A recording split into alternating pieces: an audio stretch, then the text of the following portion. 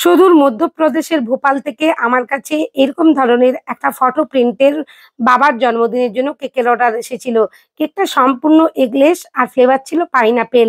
কেকটা ছিল 2 পাউন্ডের উপর। দেখো আজকে তোমাদের সাথে সম্পূর্ণ ডেকোরেশন করেছি কিভাবে আর কিভাবে আমি ফটো প্রিন্টটা তুলেছি সমস্ত টিপস অ্যান্ড ট্রিক সহ আলোচনা করে নিয়েছি। যারা নতুন ফটো প্রিন্ট কেক বানাতে ভয় পাও, আমার এই ভিডিওটা যদি তোমরা দেখে নাও, আমার কথাগুলো শুনে নাও পারফেক্ট ভাবে, কোনো রকমের ট্রেনিং ছাড়া, কোনো রকমের ভয় ছাড়া তোমরা কিন্তু বাড়িতে এরকম ফটো প্রিন্ট কেক বানাতে পারবেই। তবে ফটোটা একটু কোয়ালিটির যেন হয় সেদিকে লক্ষ্য রাখতে হবে।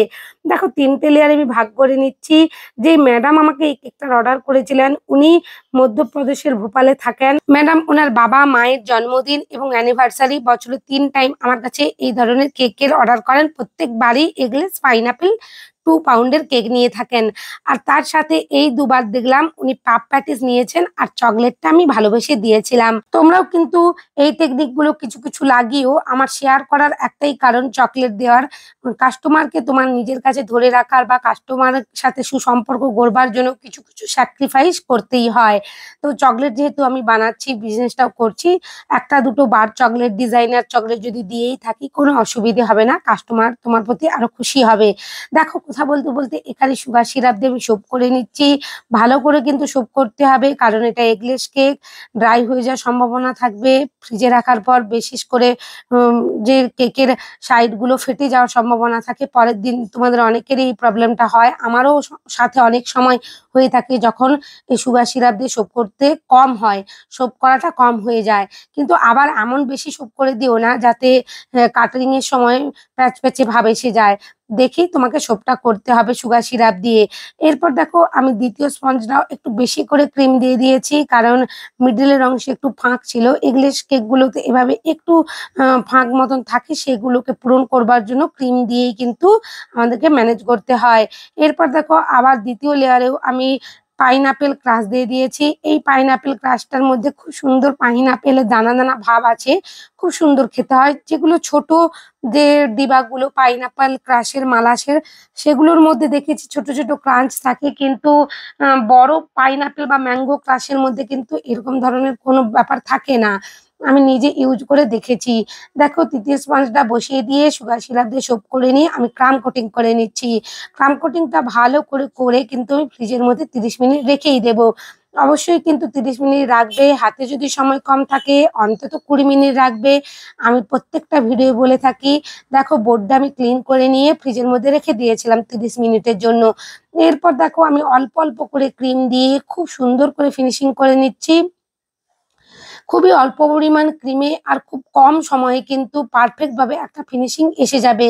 তোমাদের অনেকেরই এই এগলেস কেকগুলো ফিনিশিং আনতে গিয়ে অসুবিধে হয়, বারবার ক্রাম্ব বেরিয়ে আসে বা স্পঞ্জ আটকে যেতে থাকে। কিন্তু দেখো সাইডের অংশ থেকে আমার এতটুকু কোনো প্রবলেম হচ্ছে না, কারণ আমি পারফেক্ট ভাবে লেয়ার কাটিং করেছি। আর সাইডের অংশগুলো থেকে একটু করে যদি বেরিয়ে থাকে বলে মনে হয়, তোমরা কিন্তু সিজারের সাহায্যে সেটা কেটে নিয়ে সমান করে নিতে পারো।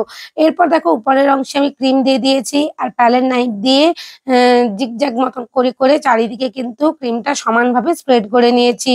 আর যে অংশগুলো উঁচু নিচু থাকবে আমাকে কিন্তু ভালো করে এখানে ক্লিন করে পরিষ্কার করে এখানে ফিনিশিংটা করতে হবে, কারণ এটা ফটো প্রিন্ট কেক বসবে, কোনো রকমের ফ্লাওয়ার ডেকোরেশন নয়। তাই উপরের অংশটা যেন একেবারে সমান হয় আর মসৃণ হয় সেদিকে লক্ষ্য রাখতে হবে।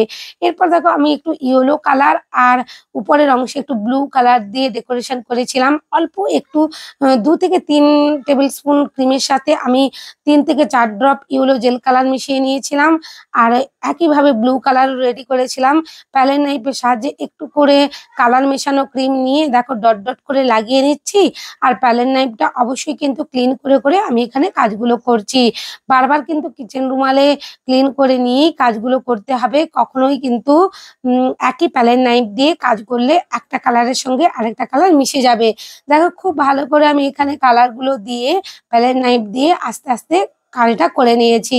খুব সুন্দর দেখতে লাগছে। আশা করছি ভিডিওর এই অংশটা কোনো রকমের অসুবিধে হচ্ছে না। যদি অসুবিধে হয় আমাকে কিন্তু কমেন্ট সেকশনে কমেন্ট করতে পারো। এরপরে আসি ফটো প্রিন্ট কেকের, যেখানে সবার ভয় লাগে যারা বিশেষ করে নতুন। এই ফটো প্রিন্টগুলো দোকান থেকে এইভাবে প্যাকেটের মধ্যেই ভরা থাকে প্লাস্টিকের মধ্যে। সেটা প্লাস্টিক থেকে বের করে একটা এক্সোটো নাইফ দিয়ে দেখো ধীরে, ধীরে আমি কিন্তু একটু করে অংশ ছাড় রেখেই কিন্তু কেটে নিচ্ছি। একেবারে ফটোর বরাবর কাটছি না। কারণ এখানে আমি সাইডের অংশের ডিজাইন করব, কোনো অসুবিধে হবে না। আর দেখো প্যালেন নাইফ নিয়েছি। প্যালেন নাইফটার মধ্যে কিন্তু এতটুকু জল যেন না থাকে, একেবারে শুকনো পরিষ্কার একটা প্যালেন নাইফ নিতে হবে। সাইডের কাটা অংশ থেকে দেখো প্যালেন নাইফ দিয়ে ধীরে, ধীরে আমি ওএইচপি শীট থেকে তুলে নিলাম। এই ফটো প্রিন্টটা ওএইচপি শীটের মধ্যে আটকানো থাকে, সে থেকে খুব আস্তে, আস্তে সাবধানে তুলে নিয়ে দেখো আঙুলের সাহায্যে আমি এখানে চেপে নিলাম। ফটো প্রিন্টটা কেকের উপর বসিয়ে কিন্তু আস্তে করে চেপে নিতে হবে, যেন কোনো রকমের বাতাস না আটকে থাকে এই ফটো প্রিন্টের ভেতরে। তাহলে কিন্তু ফ্রিজে রাখার পর ফটো প্রিন্টটা নষ্ট হয়ে যাবে। বিশেষ করে একটা টিপস দিয়ে রাখি তোমাদেরকে, এই ফটো প্রিন্টগুলো তোমরা যখন কেকটা ডেলিভারি করবে তার 30 মিনিট আগে বা 20 মিনিট আগেই কিন্তু বসিয়ে প্যাকেটের মধ্যে ভরে নিয়ে ডেলিভারিটা করে দিও। এটা কিন্তু বেশিক্ষণ ফ্রিজের মধ্যে রেখো না, তাহলে কিন্তু নষ্ট হয়ে যাওয়ার সম্ভাবনা থাকবে। আমার এই টিপস অ্যান্ড ট্রিক্স যদি তোমাদের ভালো লাগে, চ্যানেলে নতুন বন্ধু হয়ে থাকলে প্লিজ চ্যানেলটা সাবস্ক্রাইব করে দিও। আর পাশে থাকা বেল আইকনটি ক্লিক করতে ভুলো না, যাতে সমস্ত ভিডিওর নোটিফিকেশন তোমাদের কাছে পৌঁছে যায়। এখানেও একটা টিপস দিয়ে রাখি। এখানে দেখো আমি যে সুগার বলগুলো আটকাতে যাচ্ছি, স্প্রেড করছি ডেকোরেশনের জন্য, আটকাচ্ছে না, বারবার ঠিকরে চলে আসছে। কারণ আমি কেকটা ফ্রিজের মধ্যে সেট করে নিয়েছিলাম। ডেলিভারির আগের মুহূর্তে কিন্তু আমি ফটো প্রিন্ট বসিয়ে এই কাজটা করতে যাচ্ছি, তাই আমাকে আঙুলের সাহায্যে ধরে ধরেই বসাতে হচ্ছে। তোমরা কিন্তু এই কেকটা ফিনিশিং করার পরে 10 মিনিট ফ্রিজের মধ্যে রেখে তারপরেই কিন্তু এই স্প্রিঙ্কেল গুলো দিয়ে ডেকোরেশন করে নিও, তাহলে এই প্রবলেমটা হবে না। এরপর দেখো উনি আমাকে হ্যাপি বার্থডে লিখে দিতে বলেছিলেন, সেই অনুযায়ী আমি ক্রিম দিয়ে হ্যাপি বার্থডে লিখে নিচ্ছি। হ্যাপি বার্থডে বাবা বলে লিখে নিচ্ছি। ওনাদের কেকটা খুবই পছন্দ হয়েছিল। কাল বাদে পরশু তো ফাদার্স ডে। তোমরা তোমাদের প্রিয় বাবাদের জন্য এরকম ধরনের একটা কেক, ফটো প্রিন্ট কেক অবশ্যই বানিয়ে দিতে পারো। কিন্তু ফটো প্রিন্টটা করবার সময় সব সময় জিজ্ঞেস করে নেবে বা লক্ষ্য রাখবে ফটো প্রিন্টের কোয়ালিটি যেন ভালো হয়। আমার কেকটা একেবারে কমপ্লিট। তোমরা সবাই খুব ভালো থেকো। অনেক ধন্যবাদ তোমাদের আমার ভিডিও দেখার জন্য।